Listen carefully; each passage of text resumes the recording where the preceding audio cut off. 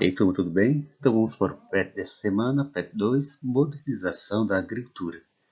Primeiro ano, semana 3. Então vamos lá. Então, mecanização no processo de produção.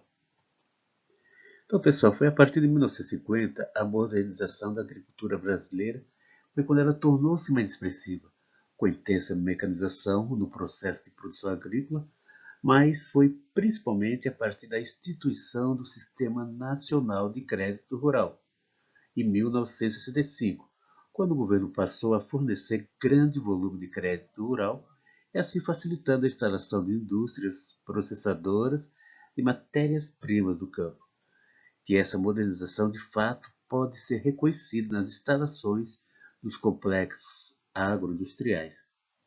Então, o processo de modernização do campo fez com que a agricultura ficasse subordinada à dinâmica industrial, formando o complexo agroindustrial, CAI.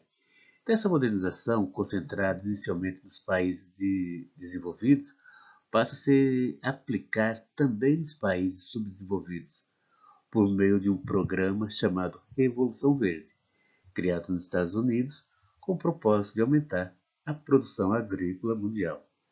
Então, continuando aqui os slides.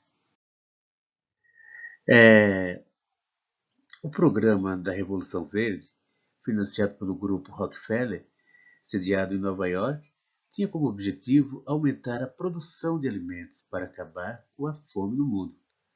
Sob tal pretexto, o grupo expandiu seu mercado consumidor e fortaleceu a venda de insumos agrícolas.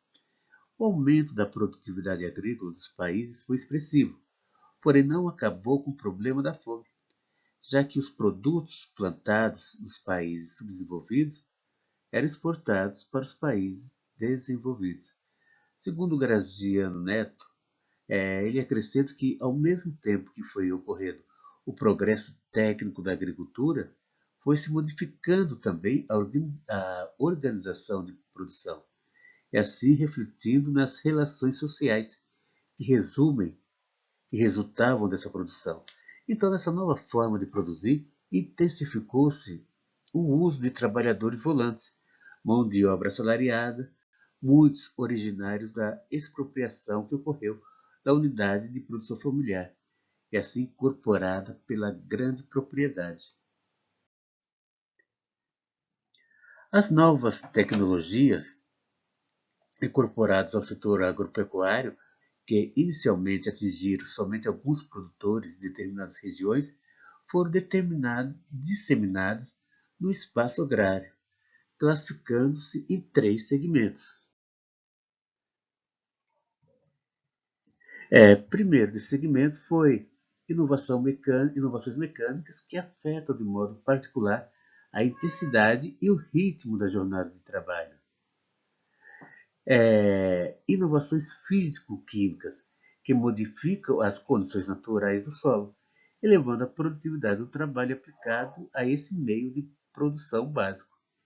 E, por fim, inovações biológicas que afetam principalmente a velocidade de rotação do capital adiantado no processo produtivo, através da redução do período de produção e da potencialização dos efeitos das inovações mecânicas e físico-químicas, segundo Silva, 1982. Então, na primeira etapa da modernização, o que caracterizou as modificações técnicas foram os índices utilizados de tratores na agricultura. Vamos lá. Então, para vocês verem, de acordo com o Neto, 1982, a produção interna de tratores no Brasil iniciou-se em 1959, com a instalação da Ford, primeira multinacional do setor a se instalar no país. Conforme a tabela seguinte, vocês podem observar que de 1950, em 1950 havia um trator para cada 2.280 hectares. Agora, em 1970, após a criação do CNCR, a área cai para 204.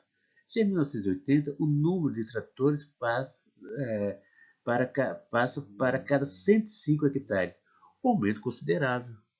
de número de tratores existentes no Brasil. E para vocês terem uma ideia, agora em 2006 atingiu a menor área por trator, sendo 1 para 72 hectares. Aí, como vocês podem ver aqui a tabela, ela coloca de uma forma bem transparente a evolução do número de tratores no Brasil por hectares. Então, o processo de modernização da agricultura no Brasil, apesar de apresentar fatores positivos, com aumento na produtividade, gerou uma série de consequências para o campo, como endividamento dos agricultores devido ao aumento das despesas com cultivo. Na realidade, é claro, houve esse endividamento dos agricultores, porém, a busca sempre foi muito saudável, melhorar a produtividade, aumentar a produtividade com menor custo. A outra questão que é colocada que é o esgotamento, erosão e poluição do solo, por conta da intensa utilização de fertilizantes.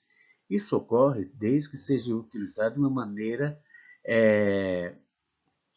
não técnica, de uma forma sem usar determinadas técnicas que evitam sim o esgotamento e a erosão do solo. Então são fatores que ocorrem muitas vezes por falha humana, a maneira de se aplicar, a maneira de trabalhar a terra. Então, deixam de seguir certas técnicas que são fundamentais para evitar esse tipo de fatores negativos. Outra questão que é comentada é a redução da mão de obra rural, um dos principais causadores do êxodo rural. E, por outro lado, também a diminuição da população rural. Sem dúvida nenhuma, a redução da mão de obra isso foi automático.